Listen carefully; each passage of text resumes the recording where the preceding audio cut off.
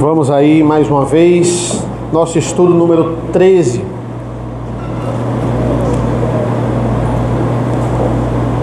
Sobre controle financeiro para a glória de Deus. Eu estou calculando 15 estudos, certo? Então estamos chegando aí na nossa reta final. Acho que esse mês ainda a gente conclui esse livro sobre finanças. Hoje a gente vai falar um pouco sobre dívida versus poupança. Vai trabalhar um pouco nesse tema. Vamos abrir, por favor, em Mateus 6. Mateus 6, do 19 ao 21. Mateus capítulo 6, do 19 ao 21.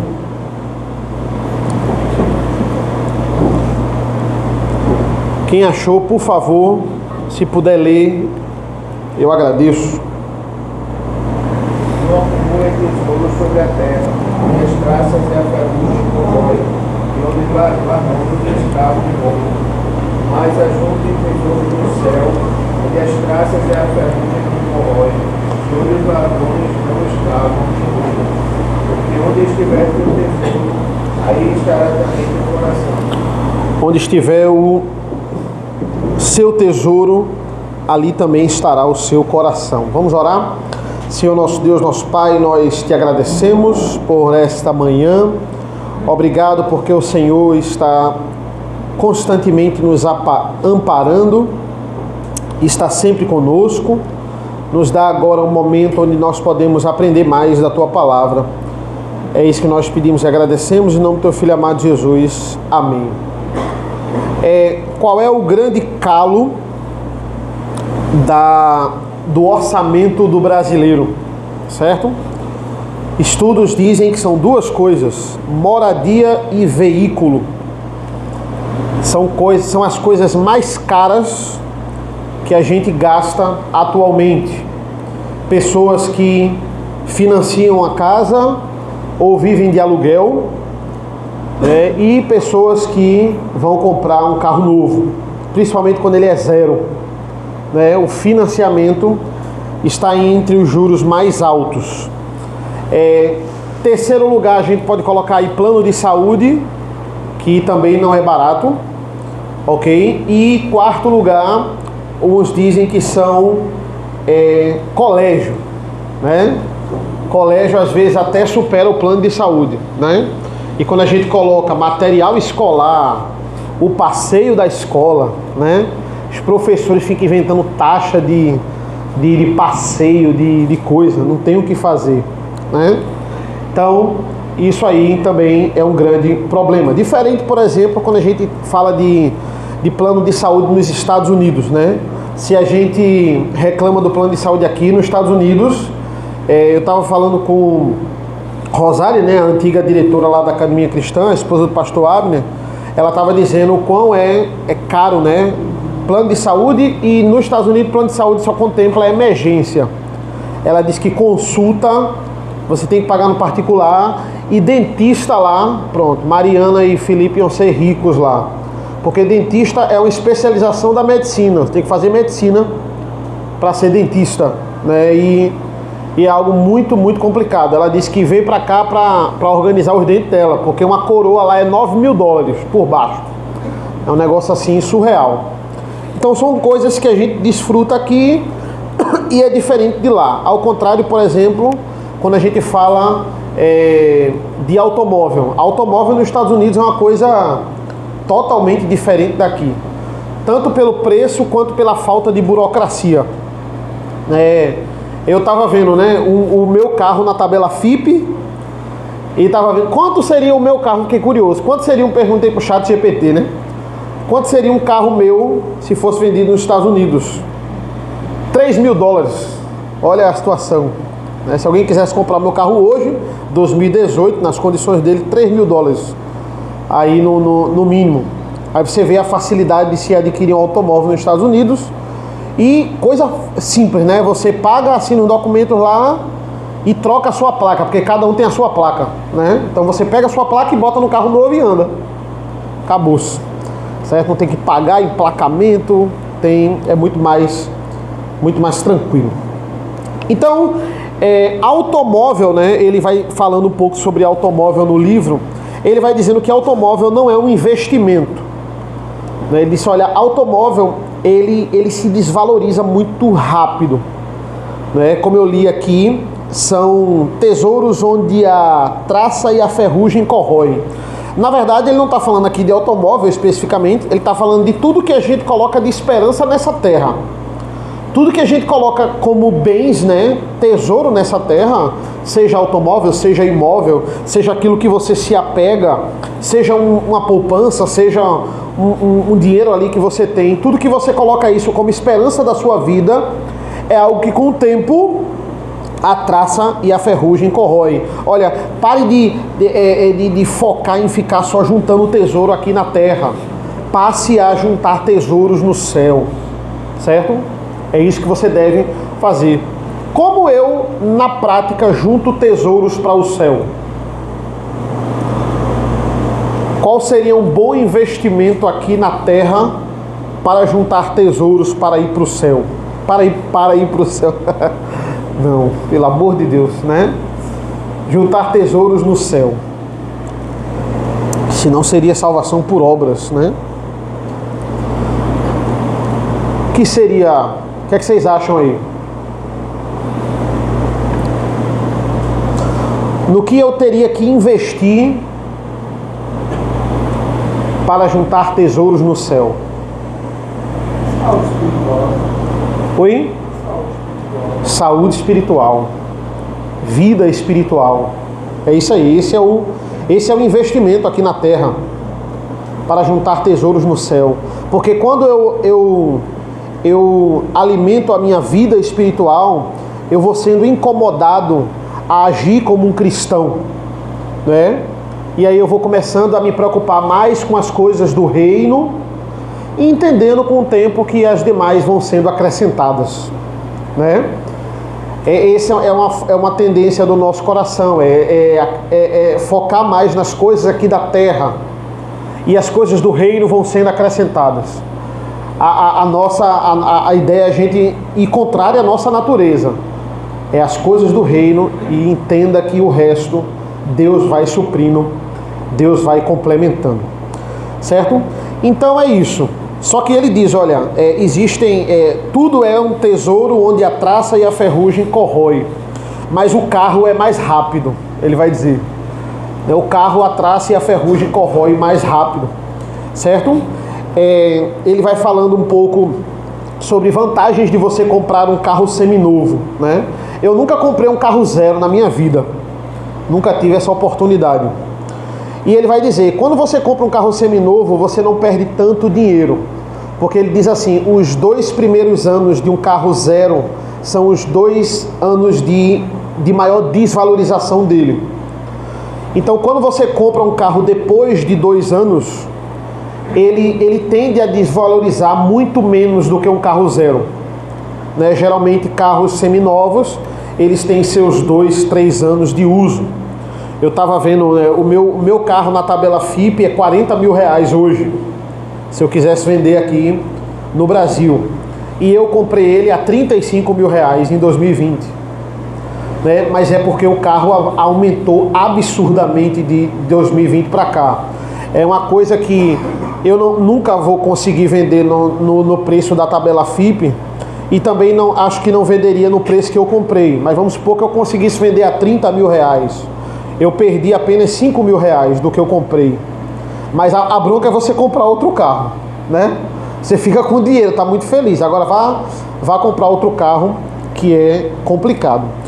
Por isso que eu tô falando isso para classe média, né? Tem aquela pessoa que paga à vista o zero e não tá nem aí, isso para ela não tem problema nenhum. Hoje em dia muitas pessoas elas pegam mais naquela opção de carro alugado. Eu vi uma matéria uma vez que ele estava dizendo que o carro alugado ele é 14% mais caro que você comprar um carro à vista, e 40% mais barato que você financiar. 40% mais barato que você ir lá e financiar o carro. Hoje em dia, hoje é a opção para muita gente, principalmente quem trabalha com Uber e tira o dinheiro ali e gasta também muito o carro.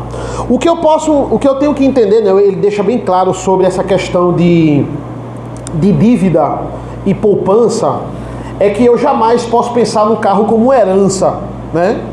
O carro não é uma herança.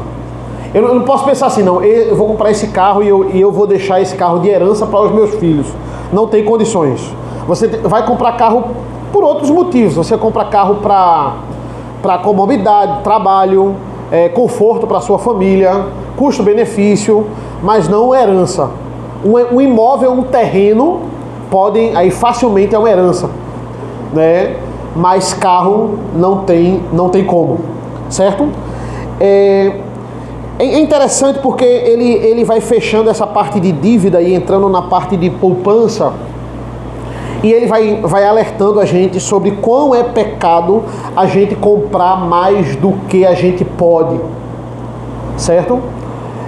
A gente comprar na esperança de que talvez no próximo mês a gente vai ganhar mais, e aí a gente faz uma dívida que agora, nesse momento, a gente não pode pagar. É pecado quando a gente não se programa e compra mais do que a gente pode pagar. É pecado quando a gente pede um empréstimo sabendo que a gente não pode pagar, né? Eu não sei nem como é que eu vou pagar essa parcela desse empréstimo no próximo mês, mas eu vou pedir e aí depois eu vejo, sabendo que não pode pagar, tendo essa convicção, isso é roubo, né? Então, isso vai trazer sofrimento para a nossa família no final. A gente quebra a promessa de economizar na primeira oportunidade que a gente tem de comprar alguma coisa, e a gente vai lá e quebra essa promessa que a gente fez mesmo de ir lá e economizar de fato e trazer uma renda melhor para a família da gente. É pecado e não tem outra palavra, né? Veja aqui, abra por favor no Salmo 127.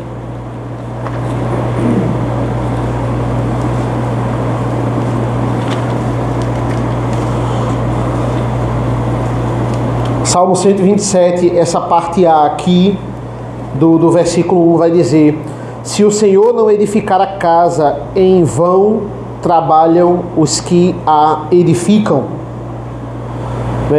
A gente deve planejar a nossa vida, buscar se livrar das dívidas, pensar sobre isso e entender, irmãos, quando a gente coloca isso como causa de oração, como objetivo, o Salmo 127 está dizendo que o Senhor é aquele que edifica a nossa casa.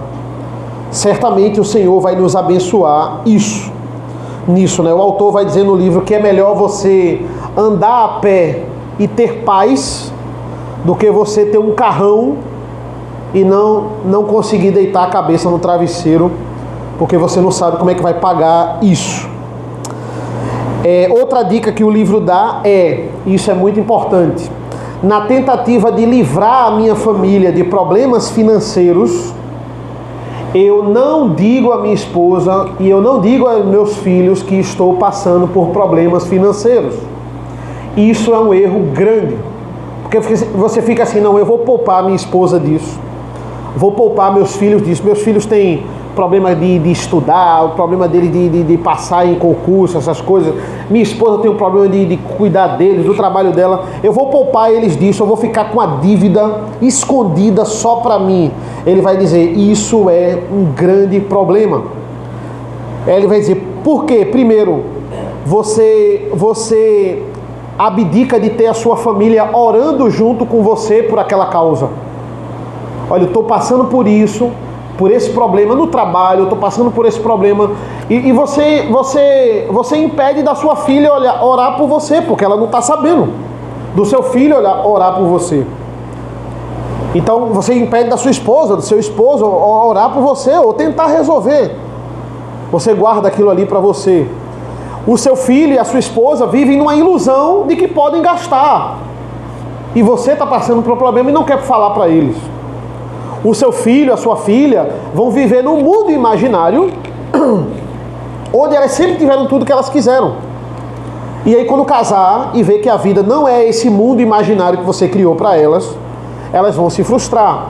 Então não é vergonha nenhuma a gente chegar para o nosso filho, para nosso esposo, para nossa esposa e dizer, olha, eu estou passando por esse problema aqui, a gente precisa economizar, a gente precisa orar junto para ver como é que eu vou resolver. Eu sei que eu tenho que resolver, né? O homem, eu sou o provedor, eu tenho que resolver. Se vocês tiverem alguma ideia, me ajudem. Mas a gente não deve privar a nossa família disso. A gente está junto na alegria, na tristeza, na saúde ou na doença, né? Então isso é importantíssimo. Quando nós...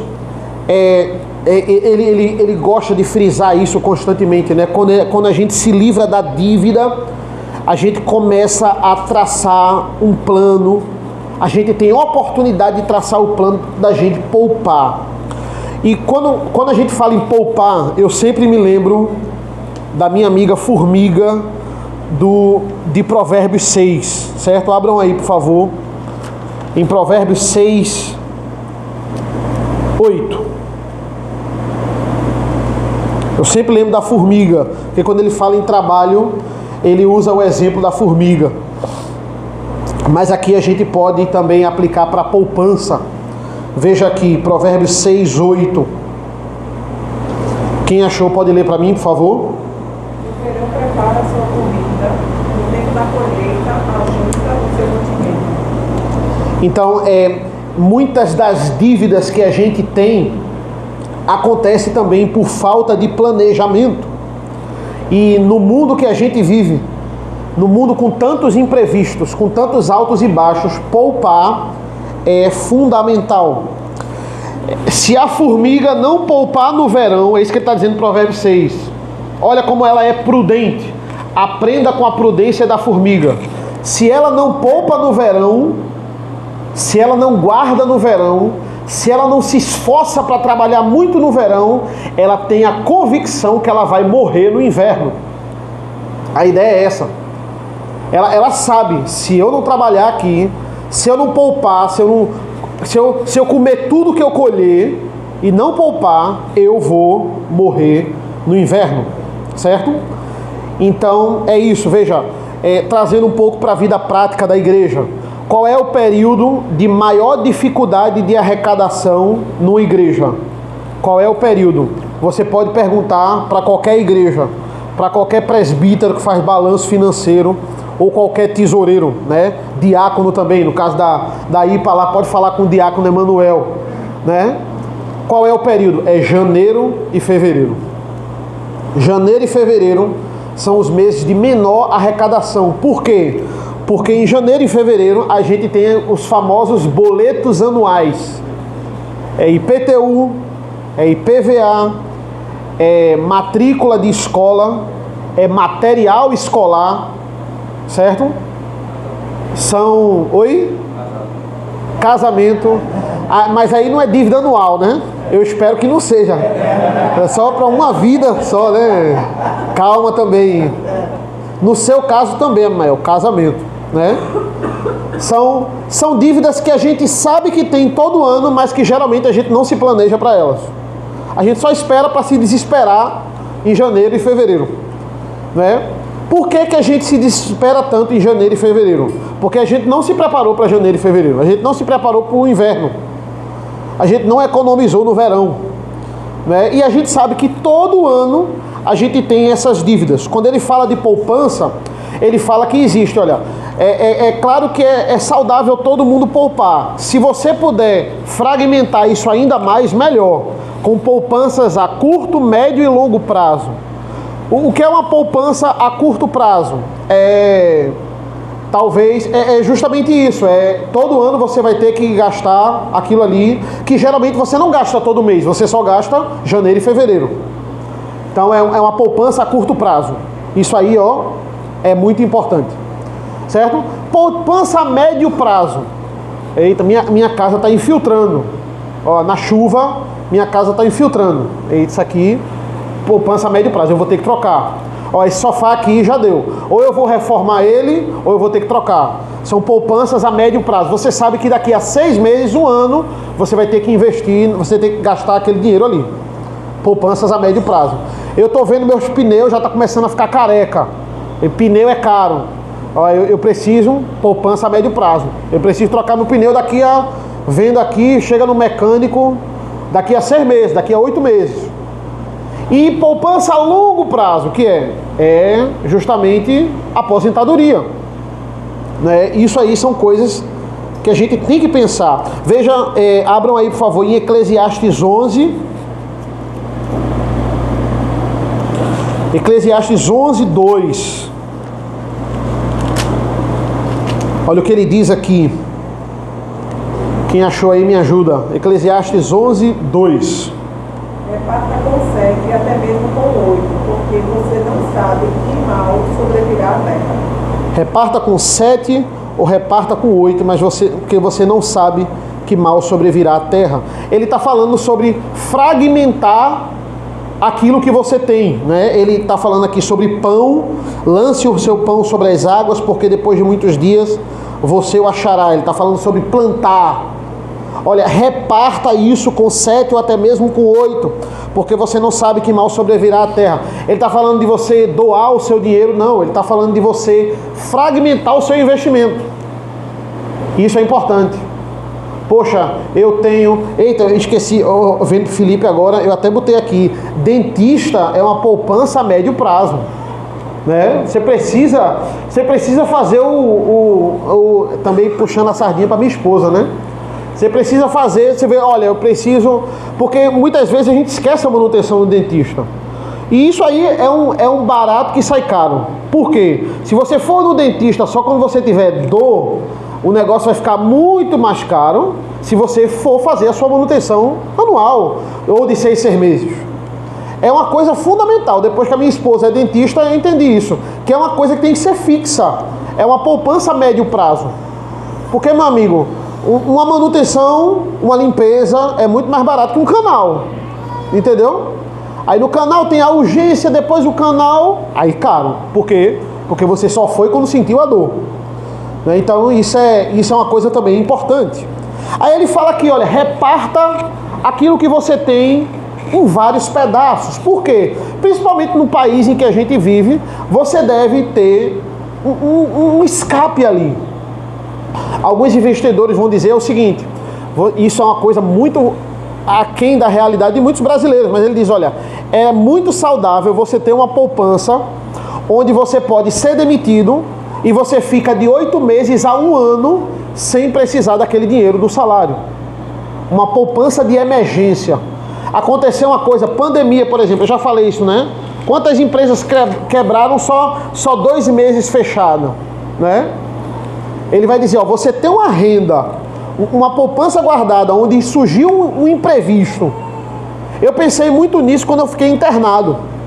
Eu fiquei internado 1 semana, tranquilo, CLT, atestadozinho, sem problema nenhum. Mas aconteceu, eu disse, rapaz, se isso encadeasse uma coisa mais grave, e do nada eu tivesse que passar 2 meses, 3, 6 meses aqui, né? Acho que o hospital não ia aguentar, meu plano ia me abandonar. Mas eu estou dizendo, se acontece com muita gente isso, um acidente, uma coisa, né? Eu fui visitar lá Douglas no hospital, e meu amigo, a situação, ele foi o menor dos problemas, né? Quando ele viu os outros, ele disse, eu estou ótimo, né? Aquele que estava do lado de Douglas, caramba, ele está lá hoje ainda? Pronto. Então, só para você ter uma ideia. A pessoa vai passar 6 meses, 1 ano no hospital. A gente tem que pensar nisso. Oi, irmã. Porque ganha, né, tem trabalho. Se for, né, como o senhor falou, ainda no benefício do INSS, sim. Ainda no benefício, mas se for do mês, uma regra. Sim. O colégio não paga mais, fica recebendo benefício do INSS, né, no caso, né? Pronto. É uma coisa que, né, por exemplo, pense numa estabilidade que o militar tem. Militar, funcionário público. Por isso que muitas pessoas vão por esse viés, porque acontecer isso, você está completamente respaldado. A aposentadoria, você está completamente respaldado. Por isso que as pessoas vão também por esse caminho. O caminho da área militar, hoje em dia no nosso país, é a melhor coisa que você pode perguntar aí aos nossos militares, né? Funcionário público, também, ó, o Vitor disse também, calma, também não é... Vitor disse assim, não é bem assim também não. Calma, né? Não se empolgue. Né? É o nosso presidente que adora os militares. Né? A bronca é essa. O pessoal não entendeu militar como... Sim, sim. Mas em termos de estabilidade, né? Segurança.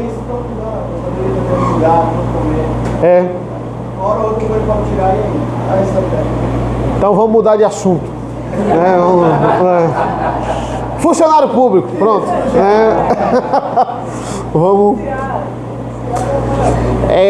Quando a gente fala policial, né? Judiciário, né? É isso aí. Pega nisso aí, né? É o nosso país.